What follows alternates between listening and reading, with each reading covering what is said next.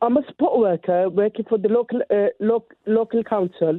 I've been employed by 19 months.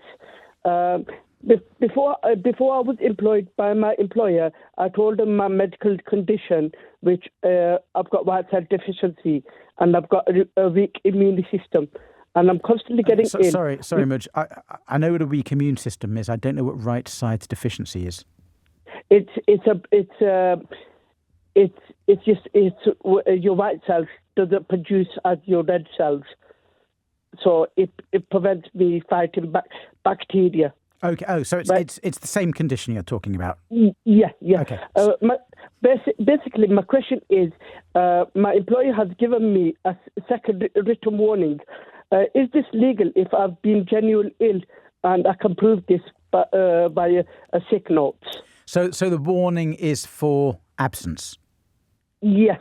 Yeah. Basically, I've been off. In the last 12 months, I've been off 3 times. For how long each time? One was for 2 weeks, and one was for 1 day, and this one will be 2 weeks.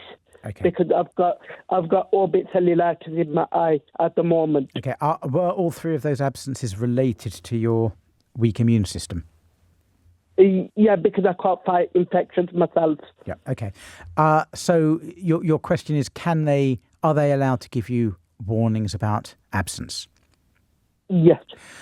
I'm just going to flip your question on its head before I answer it. Is your position that they're not allowed to give you warnings about absence?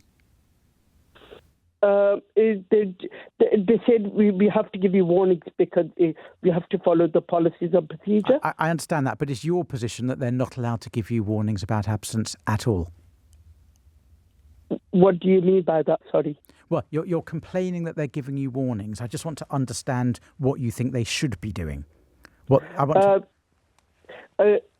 they're giving me warnings like basically stages. Stage 1 is I've got to meet with my team leader. What do you think they should be doing? They're following their policy. Do you think they should be? I think that they should speak to me about it. How can we help you? Rather than just put me on stages. Okay, but presumably when they're having return to work meetings with you and absence management meetings, yep, and those meetings involve discussions about helping you improve your attendance. Yeah, but I'll just say to them that I just keep nice. I keep nice and warm. Okay. Try to prevent from the cold. Do you qualify as disabled? Do you know? Yes, because I'm a vulnerable adult. Okay. The definition of disability for these purposes is you have a long-term condition, clearly you tick that box, which has a more than minimal impact on your ability to carry out normal day-to-day activities. Do you think you? Yeah, but that's if I'm ill, then yes, that box gets ticked.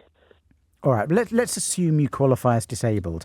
If you do qualify as disabled, they have a duty to make reasonable adjustments for you, which means take steps to help to facilitate you staying in the workplace. That doesn't mean that you have a right to a job for life. Employers are entitled to manage absence. Now, very many employers, particularly local authorities, I think you said it was a local authority. Yeah, local council. Yeah, have trigger points for absence warnings, but they will routinely adapt those trigger points. They'll change those trigger points for somebody who is disabled. Now, do you know if they've done that for you? Have they changed their normal trigger points? Yeah, they allowed me to wear my coat inside. That's not what I'm asking. Did they change their absence trigger points that trigger the formal warnings about absence? No. Okay. Are you a member of a union, Mudge? Yeah, I've just recently joined up. Are they going to help you? Because if you've recently joined up, they might not help you with an ongoing problem.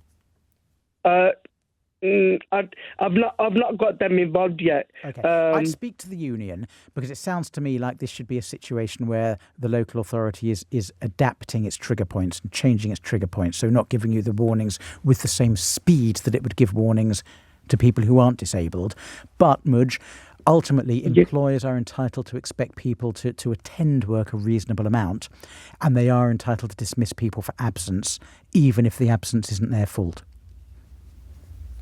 Okay. So they can't get rid of me then?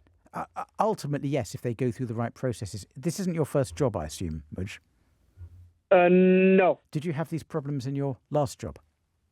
Basically, I've had them all my life, yeah. Right. So have you been dismissed before because of absence? No. So what's different about this job? It's with council. We've got to follow the policy procedures. And if we give you more time off than anyone else, the rest will stop.